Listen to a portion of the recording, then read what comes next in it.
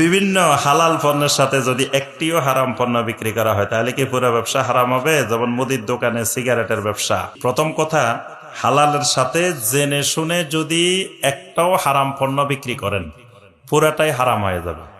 কারণ আপনি হারাম জিনিস হারাম জেনে হারাম বুঝে এটা হারাম জানতেছেন, তারপরেও আপনি বিক্রি করতেছেন।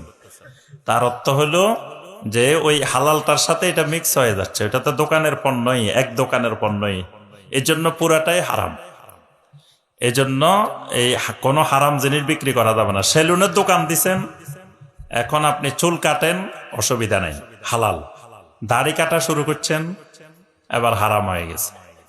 এবার আর এই পেশা কি নাই, হালাল নাই।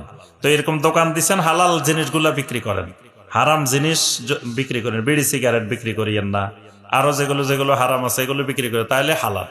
চা দোকান দিছে, ভালো কথা, আপনি চা বিক্রি করেন, হালাল। কিন্তু তার সাথে আপনি সিগারেটের দোকানও দিচ্ছেন। তো অনেকে কয় শায়েখ সিগারেট না দিলে তো চায় চলে না, তো ওই ব্যবসায় হয় না। তো ব্যবসা না হইলেও যদি আপনি আল্লাহর ভয়ে তাকওয়ার কারণে আপনি হারাম বর্জন করেন, আল্লাহর ওয়াদা, আল্লাহ সুবহানাহু ওয়া তাআলার ওয়াদা, আল্লাহ পাক আপনাকে এমন ভাবে রিজিকের ব্যবস্থা করবেন আপনি যেটার কল্পনাও করেন না।